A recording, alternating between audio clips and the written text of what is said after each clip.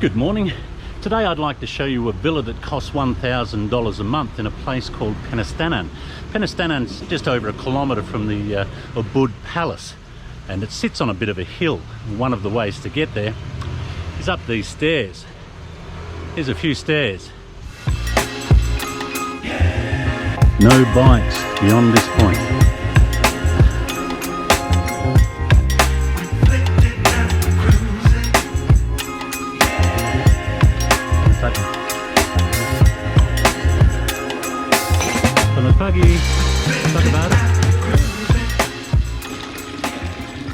There are lots of little alleyways and little lanes through Penestanan, which is very nice. Keeps it very private as well. So here's the villa entrance.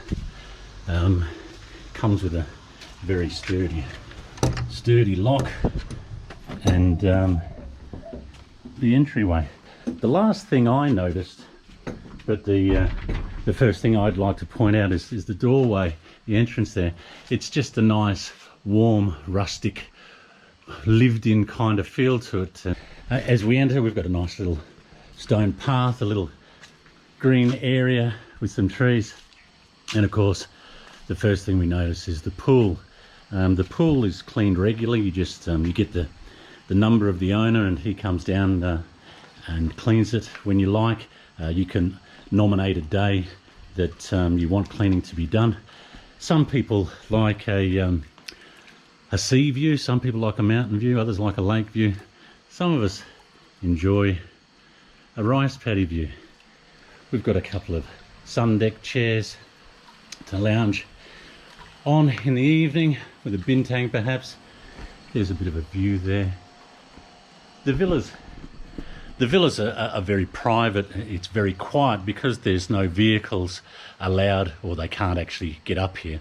It's just deathly quiet. You hear the birds, you can hear the geckos chirping. It's really, really calming and soothing. Really nice to get in that pool after a walk as well. The pool is about 3.5 feet deep. I know because I just got out of it. It's lovely and cool.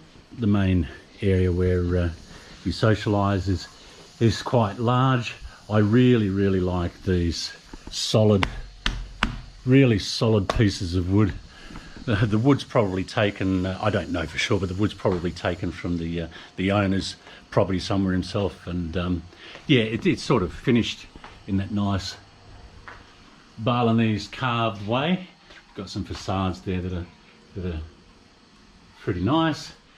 These lights that you see, these LED lights here, you see on the wall, that glows in the night. You turn it's got a little light on back there, and you turn that on, as well as this one in the kitchen.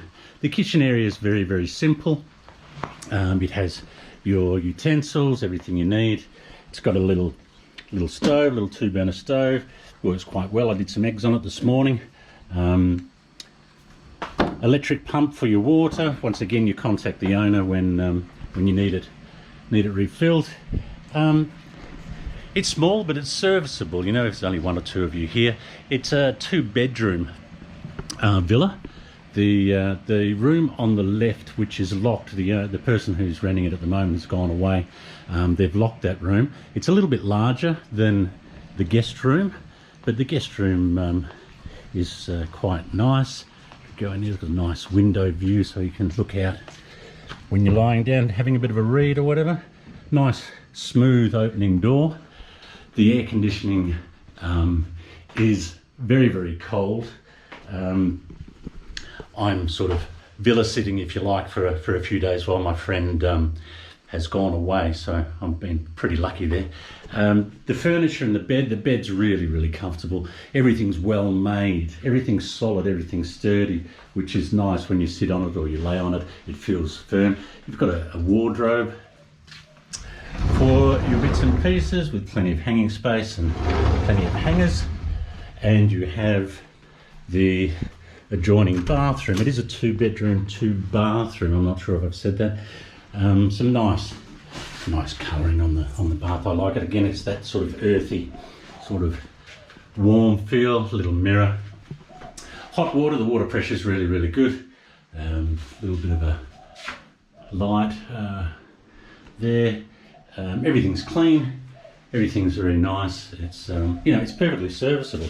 The other bedroom, bathroom is a little bigger. I've got a little side lamp, but it's sitting down, laying down, having a read or surfing the net or whatever you do, and it's a lovely view to sort of look out on in the afternoon. Oh, yeah, that's. Can you hear the birds? No. Maybe you can. It's a dove, I think. But yeah, it's really peaceful and really quiet. The afternoon sun does come in, but you have these bamboo blinds that you can roll down to stop that. It's becoming a little bit more overcast these days. We have this also lights up at night with the light. This also gives off a nice warm glow. I like this glass beading as well, sort of in the same colour theme as the bathroom sink. Is that a clam? Looks like a clamshell. It's a big clamshell, isn't it? It is. Out the back here we have a washing machine that saves you having to traipse too far, and a bit of a storage area. And it looks like an old lamp there. There's the gas bottle that services the stove on the other side of the wall. A little old cupboard there to store some stuff, and some plastic boxes. Also have some cleaning equipment to keep it all fresh and tidy. The villa is 1,000 per month, but it is the owner said that it's considerably less if you take it for a year. A lot of people here, well, not a lot, but there's a few that stay in Penestanan year round or for extended periods. This is probably at the lower end of what a villa would cost. You can get them for about 600, 550, 600 a month here, but you won't have the pool and the areas. It's not such a large area as well. I used to live here years ago, and I was paying about $250 US a month at that time, but that was considerably long ago. That was a long time ago. So yeah, what else do we have? Got some nice stone steps, but we found this villa. My friend who's come to stay in Ubud as well, we spent the afternoon just walking around the lanes and knocking on doors and asking people in restaurants, and that's how you tend to find the better deals, I think. You can do it online, of course. That saves you a lot of hassle. It's just done and dusted. You're booked and you get there. You're probably paying a little bit more online with the various fees that the booking agents or platforms put on it. So yeah, if you have the time, I'd suggest, if you're looking at staying longer term, I would suggest perhaps coming into Ubud for a week. Get yourself a guest house room or a hotel room, and just come up to Penestanan and walk around and knock on the doors and talk to people. You'll see often on the doorways of villas, as you walk past them, there'll be a contact name and number which you can call, so you can have a look at the villa if that villa is available. So it's not that hard to find. Like everything else, you've got to put a little bit of effort into it to get the reward. I guess my friend and I were walking for about, I don't know, it was probably 2 or 3 hours in the afternoon we spent sort of looking around, but yeah, he's very happy with it, and it's certainly very nice to spend a few days here.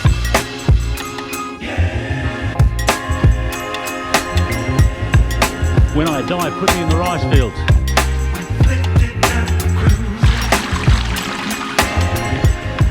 The water's so clean. These little canals sort of wind their way through the area, and you're surrounded by this constant fall of water. So at night time, it's really pleasant. It's a really calm kind of an area. It's a type of place that you can, quite easily spend months and months in. it's really quite enjoyable to walk around Penestanan. You're walking through these little high-walled lanes and alleys, and you just pop out.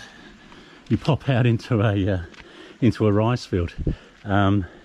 These rice fields, I don't know whether it's by intention or what, but they're maintaining them. They're not sort of building too much over them, so it retains that that local feel. Because Penestanan is quite removed from the main Ubud central area, and it's a little bit more remote, you only have the option of 2 or 3 cafes. This particular cafe is the original and the first one that was servicing Penestanan itself, and it was originally this. For many years it was just originally this small little thatched hut, but due to that explosion that happened around 2010 because of what I believe was Eat, Pray, Love, the book, and then followed by Julia Roberts and the international film, the success of that international film, there's this huge influx of people that came around 2010 into Ubud, and as a consequence, a lot more people started to come up to Penestanan, and there was also an explosion in villas, and it's a double-edged sword, I guess, because you want people to be prosperous, you want people to be able to afford a good living, but then there's a selfish part of you that sort of misses the amount of rice fields that are up here. But this particular cafe, Yellow Flower Cafe, the best one in the area, and its extension now, it's so successful that it has an extension that has been built onto here. Many people come up to this particular area because it's quite well known. It's quite well known for its yoga. So let's go and have a look at the yoga studio. This is a yoga facility that Penestanan has, and a lot of the people that stay here, you generally have 2 types. I think you have a lot of people that come in to Penestanan for the Pilates and the yoga, and you have a lot of long-termers who sort of take villas for 6 or more months. This is Intuitive Flow, which is very popular.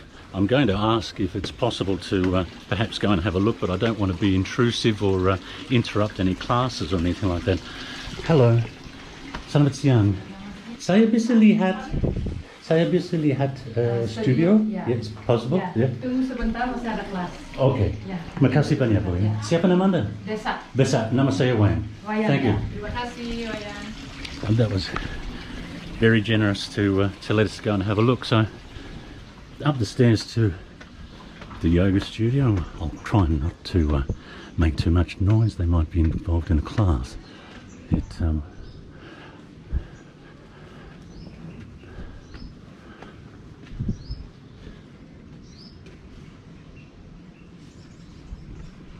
one deep inhalation, and through the exhalation, side of your mouth.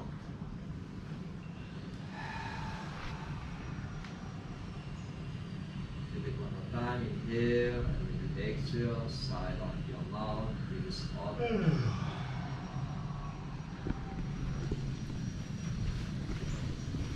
your palms together in front of the chest. One more. Very calm up there, wasn't it? People deeply engrossed in their meditation or the yoga as it were. So yeah, it attracts a lot of people involved in that type of thing. There's very few of these sort of touristy stalls, so there never has been. It's never been one that never been a place for that. And down to the sort of one of the entrances to it, and this is where the bike stopped. There's the stairs I came up down there. That's it's not the only way in which you can access Penestanan. You have road access here. This will take you past a more sort of tourist type area. It's a little bit more populated down here, but in there it's just very quiet, and lots of lanes and pretty little waterways, and it's really nice to stay. Now, I haven't seen that cage before. That's a cage for... Permisi, Bu. Oh, saya bisa lihat? Bisa? As a bird cage. I haven't seen a bird cage here before. That's a nice find. Let's go and have a look.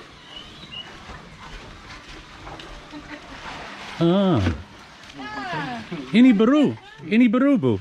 Iya, Baru ya? iya baru. Sudah lama no? Sudah lama. Mungkin 6 1 bulan. tahun. Ya, Ya, satu tahun. Oh, it's a peacock. Pikok. Nama ini bahasa Indonesia. Bahasa Indonesia merak. Merak. Merak. Merak. Iya. Merak. Merak. Merak. So peacock in bahasa Indonesia is merak. Or it may be in Balinese. I don't know if we can get a good look at him. We'll try and get around the other side. Oh. There he is. He's a wonderful looking thing, isn't he? I wonder if we'd be fortunate enough to oh, look at that. Look at him. The head tossing. Look at those blue markings around the eyes. Isn't that wonderful? Oh, there's lots of exotic birds in here. And that magnificent, oh, I've scared him away. I don't want to stress them. So the other thing you can do up in Penestanan apparently is come and have a look at the aviary. There's an aviary with lots of pretty birds. Let's push on. Another thing you will find up in Penestanan is quite a number of artists, local artists. This one, for example, is quite splendid. Its entryways. Santraputra Fine Art Gallery guest house is a guest house as well, but look at that entrance. What a magnificent entrance. These, you know, it's still to this day, after coming here for decades, it still really is a magnificent thing to see. There's Ganesh. I believe it's Ganesh, the Indian god. But have a look at this. I hope I'm not going to get into trouble for walking into someone's home. But looks like a local fisherman. A bronze, or I don't know what it might be. But there's some big koi in that pond. Can we see any? Can you see them? It's a little bit dirty. But I need to have a feel. It's one of those things. Reminds you of one of those. Oh, that's wood. That's wood. Oh, that's stone. You know those statues you see in various cities, perhaps in Italy more than anywhere else, and people touch them and rub them, and my goodness, it goes on. I won't go any further because it's I don't stay here and I haven't been invited, so I just wanted to have a look at that doorway, and that led to a couple of other things.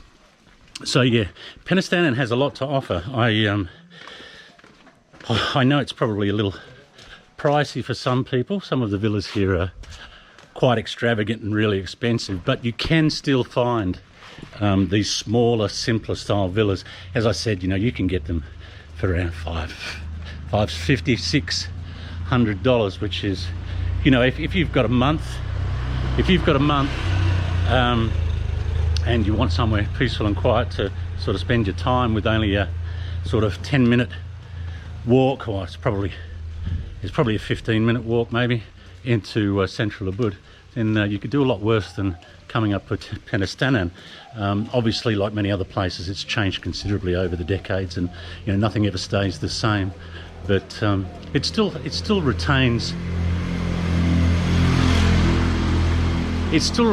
that warmth and calmness and everything that it had before. Little warong up there. All right. Well, that was just a brief look around Penestanan and the villa. Yeah, that pretty much brings us to the end. Thanks very much for joining us, and as always, I hope you're well and happy in life and doing what you want to do. Hope we'll see you on the next one. Thanks. See ya. I'm checking for ant wounds after being bitten. Doesn't look like I've got any.